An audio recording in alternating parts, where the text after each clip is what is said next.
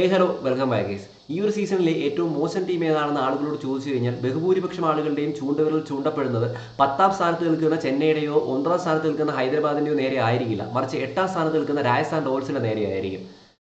എങ്ങനെയാണ് ഒരു ടീമിനെ നശിപ്പിക്കാൻ കഴിയുന്നതെന്ന് അവിടെ രാജസ്ഥാൻ റോയൽസ് മാനേജ്മെന്റ് അവിടെ തെളിയിക്കുകയാണ്. ഈ ഒരു സീസണിലെ പെർഫോമൻസ് എടുത്ത് നോക്കുക, വേണ്ട കഴിഞ്ഞ 3 മത്സരങ്ങളിലെ പെർഫോമൻസ് എടുത്ത് നോക്കുക, ഒരേ പാറ്റേണിലുള്ള രാജസ്ഥാൻ റോയൽസിന്റെ തോൽവി. എവിടെയാണ് രാജസ്ഥാൻ ശരിക്കും പണി പാളിയിട്ടുള്ളത്? രാജസ്ഥാന്റെ പണി പാളിയത് ശരിക്കും റിട്ടേഷൻ സമയത്താണോ? അങ്ങനെ പൂർണ്ണമായിട്ട് നമുക്ക് പറയാൻ സാധിക്കില്ലെങ്കിലും ആ ഒരു റിട്ടേഷൻ സമയത്ത് ആ 3 മിഡിൽ ഓർഡർ താരങ്ങൾക്ക് വേണ്ടി സ്പെൻഡ് ചെയ്ത എമൗണ്ട് രാജസ്ഥാന് വലിയ തിരിച്ചടിയാണ്. അതായത് റിയാൻ പരാഗ്, ഹെറ്റ്മയർ, ധ്രുവ് ജുറൽ ഇവർക്ക് 3 പേർക്കും വേണ്ടി 38 കോടിയാണ് രാജസ്ഥാൻ റോയൽസ് സ്പെൻഡ് ചെയ്തിട്ടുണ്ടായിരുന്നത്. എന്നാൽ കാര്യമായിട്ടുള്ള ഔട്ട്പുട്ട് ഈ 3 പേരിൽ നിന്നും രാജസ്ഥാന് കിട്ടിയിട്ടില്ല. അതുകൊണ്ട് തന്നെ ഇത്രയും എമൗണ്ട് അവിടെ സ്പെൻഡ് ചെയ്തേണ്ടി വന്നതുകൊണ്ട് തന്നെ മെഗാ ഓപ്ഷൻ സമയത്ത് നല്ല താരങ്ങളെ വിളിച്ചെടുക്കാൻ രാജസ്ഥാൻ റോയൽസിന്റെ പേഴ്സിൽ കാശില്ലായിരുന്നത് വലിയ തിരിച്ചടിയായി. അതുകൊണ്ട് തന്നെ ഒരു തട്ടിക്കൂട്ട് സ്ക്വാഡാണ് രാജസ്ഥാൻ റോയൽസിന് ഇത്തവണ ബിൽഡ് ചെയ്ത് കൊണ്ടുവരേണ്ടി വന്നിട്ടുള്ളത്. അതിൽ നിന്നൊരു 11 എടുക്കുക എന്ന് പറയുന്ന രാജസ്ഥാൻ റോയൽസിനെ സംബന്ധിച്ച് ഈസിയാണ്. കാരണം ബെഞ്ചിൽ താരങ്ങളില്ല കളിപ്പിക്കാൻ. ഏത് താരത്തിനെ റീപ്ലേസ് ചെയ്ത് കളിപ്പിക്കും അവിടെ വലിയ തിരിച്ചടി തന്നെയാണ് രാജസ്ഥാൻ റോയൽസിന് കിട്ടിയിട്ടുള്ളത്. അതോടൊപ്പം തന്നെ സഞ്ജുവിന്റെ പരിക്കും രാജസ്ഥാന് വലിയ തിരിച്ചടി തന്നെയായിരുന്നു കിട്ടിയിട്ടുണ്ടായിരുന്നത്. ഓർക്കുക, ഇന്നലത്തെ മത്സരത്തിൽ 9 ഓവറിൽ 110 എന്ന നിലയിൽ നിന്നാണ് 205 എന്നൊരു സ്കോർ ചേസ് ചെയ്യുന്ന സമയത്ത് അവിടെ നിന്നാണ് രാജസ്ഥാൻ തലകീഴായിട്ട് മറിഞ്ഞ് താഴേക്ക് വീണത്. അവിടെ ധ്രുവ് ജുറലിന്റെ ഹെറ്റ്മയറിന്റെ ഒക്കെ ഇന്നിംഗ്സ് എടുത്തു നോക്കിക്കഴിഞ്ഞാൽ വളരെ കരച്ചിൽ വരുന്നൊരു ഇന്നിംഗ്സ് ആയിരുന്നു അവർ കാഴ്ചവെച്ചിട്ടുണ്ടായിരുന്നത്. ഞാൻ വിചാരിച്ചു കഴിഞ്ഞ 2 മത്സരങ്ങൾ തോറ്റു, ഒരേ പാറ്റേണിൽ തോറ്റു, ഈ ഒരു മത്സരത്തിൽ തിരിച്ചുവരവായിരിക്കും ഇവർ നടത്താൻ പോകുന്നത്. പക്ഷേ ധ്രുവ് ജുറലിന്റെ ആ ലാഗ് പിടിച്ച സ്റ്റാർട്ടിങ് കണ്ടപ്പോൾ തന്നെ പണി പാളി എന്ന് വിചാരിച്ചതാണ്.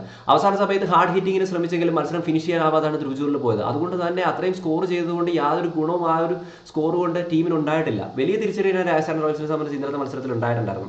ഒരേ പാറ്റേണിലാണ് രാജസ്ഥാൻ ഈ 3 മത്സരങ്ങളും തോറ്റുണ്ടായിരുന്നത്. അവർക്ക് ഈ ഒരു എമൗണ്ട് കയ്യിലുണ്ടായിരുന്നെങ്കിൽ, അല്ലെങ്കിൽ ഒരു 6 കോടി 8 കോടി 10 കോടി എന്ന നിലയിലായിരുന്നു ഈ 3 താരങ്ങളെ നിലനിർത്തിയിരുന്നെങ്കിൽ എമൗണ്ട് ബാക്കി വെച്ചിട്ട് സിറാജ്, പ്രസീദ് കൃഷ്ണ അല്ലെങ്കിൽ അവിടെ കൃണാൽ പാണ്ഡ്യ ഈ 3 താരങ്ങളെ ഇവർക്ക് ടാർഗറ്റ് ചെയ്യായിരുന്നു. ഇവർ വിളിച്ചിട്ടുണ്ടായിരുന്നു ഈ 3 താരങ്ങളെ. പക്ഷേ കയ്യിലുള്ള പൈസ തികയാത്തത് കൊണ്ട് തന്നെ ഇവരെ വിട്ടുകളയേണ്ടി വരികയായിരുന്നു രാജസ്ഥാൻ. എന്തായാലും ഈ 3 പേരുടെ പെർഫോമൻസ് ഈ സീസൺ നോക്കുക, പീക്ക് ലെവലിൽ തന്നെയാണ് നടന്നു പോയിക്കൊണ്ടിരിക്കുന്നത്. കൃണാൽ പാണ്ഡ്യക്ക് വേറെ ലെവൽ പെർഫോമൻസ് ആണ്. പ്രസീദ് കൃഷ്ണ ടോപ്പ് വിക്കറ്റ് ടേക്കറാണ്. സിറാജും ഒട്ടും മോശമല്ല ഈ സീസണിൽ. സോ രാജസ്ഥാൻ വലിയ തിരിച്ചടി തന്നെയാണ്. പിന്നെ ബട്ട്ലറെ പോലൊരു താരത്തിന് വിട്ടുകൊടുത്തപ്പോൾ അതിന് ഒത്തിണങ്ങിയ ഒരു സൈനിങ് രാജസ്ഥാൻ നടത്തിയിട്ടില്ലാത്തതും വലിയ തിരിച്ചടിയായിപ്പോയി. അതാണ് റിട്ടേഷൻ സമയത്ത് ഇത്രയും എമൗണ്ട് സ്പെൻഡ് ചെയ്യേണ്ടി വന്നതുകൊണ്ട് തന്നെ മെഗാ ഓപ്ഷൻ സമയത്ത് ഇവരുടെ പൈസ ഇല്ല. അത് ആരുടെ തീരുമാനമായിരുന്നു ഇത്രയും എമൗണ്ട് കൊടുത്ത് ഇവരെ റിട്ടേൺ ചെയ്യാമെന്ന് എനിക്ക് മനസ്സിലാവുന്നില്ല.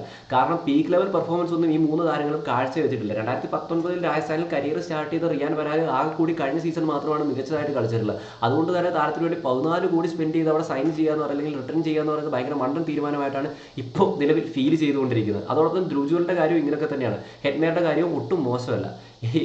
ഈ പോക്കാണെങ്കിൽ അടുത്ത സീസണിലും വലിയ മാറ്റമൊന്നും ഉണ്ടാവില്ല. എന്തായാലും അടുത്ത സീസണിലെങ്കിലും കരകയറാൻ രാജസ്ഥാൻ റോയൽസിന് സാധിക്കുമെന്ന് കാത്തിരുന്ന് കാണണം. പിന്നെ തുഷാർ ദേശ്പാണ്ഡെ പോലൊരു താരത്തിന് ഇവിടെ കൈമടക്ക് കൊടുത്തിട്ടാണ് താരം കളിക്കുന്നത് എനിക്ക് തോന്നുന്നത്. കാരണം ആകാശ് മദ്വാൾ അവിടെ ഉണ്ട്, ഓപ്ഷൻ ഉണ്ട്, എന്നിട്ടും അത് ട്രൈ ചെയ്യാത്തതാണ്. ഏത് മത്സരം എടുത്തു നോക്കിക്കഴിഞ്ഞാലും മേജർ മത്സരങ്ങളിലും 10ന് മുകളിലാണ് തുഷാർ ദേശ്പാണ്ഡെയുടെ എക്കോണമി. അദ്ദേഹത്തിന് വീണ്ടും ചാൻസ് കൊടുത്തുകൊണ്ടിരിക്കുകയാണ്. മനസ്സിലാവുന്നില്ല എന്താണെന്ന്. എന്തായാലും പണി പാളി. ചെന്നൈ കാണിക്കുന്നതുകൊണ്ട് ആ യങ്സ്റ്റേഴ്സിന് അവസരം കൊടുത്തെങ്കിലും രാജസ്ഥാൻ നോക്കുക. കാരണം അവിടെ മപ്പാക്കയുണ്ട്, അതോടൊപ്പം തന്നെ വേണമെങ്കിൽ ആ തുഷാർ ദേശ്പാണ്ഡെക്ക് ഓരോ കളിപ്പിക്കാൻ ആകാശ് മദ്വാൾ ഉണ്ട്. ഇവരൊക്കെ കളിപ്പിച്ച് നോക്കാവുന്നതാണ് ഇനിയെങ്കിലും. എന്തായാലും പണി പാളിയിരിക്കുകയാണ്. എന്നാലും രാജസ്ഥാൻ റോയൽസിനെ സംബന്ധിച്ച് ഈ സീസണിൽ ഇനി ഒരു തിരിച്ചുവരവെന്ന് പറയുന്നില്ല.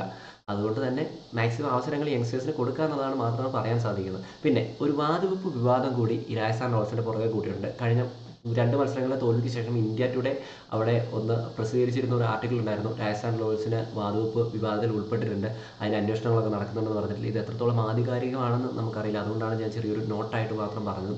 അപ്പോൾ എന്തായാലും നിങ്ങളുടെ അഭിപ്രായങ്ങൾ വെച്ചാൽ കമൻറ്റായി രേഖപ്പെടുത്തുക. ഏതൊരു ടീമിനും പോയിന്റ് 2 വീതം കൊടുക്കുന്ന ഒരു ടീമായിട്ട് രാജസ്ഥാൻ റോയൽസ് മാറി തോന്നുന്നൊരു സങ്കടമുണ്ട്. കഴിഞ്ഞ സീസണിലെ രാജസ്ഥാന് ഈ ഒരു സീസണിലെ രാജസ്ഥാനെ നോക്കിക്കഴിഞ്ഞാൽ വലിയ അന്തരമാണ് നമുക്ക് കാണാൻ സാധിക്കുന്നത്. അല്ലെങ്കിൽ കഴിഞ്ഞ മുമ്പത്തെ സീസണിലെ രാജസ്ഥാനെ നോക്കിക്കഴിഞ്ഞാൽ ഇതാണ്.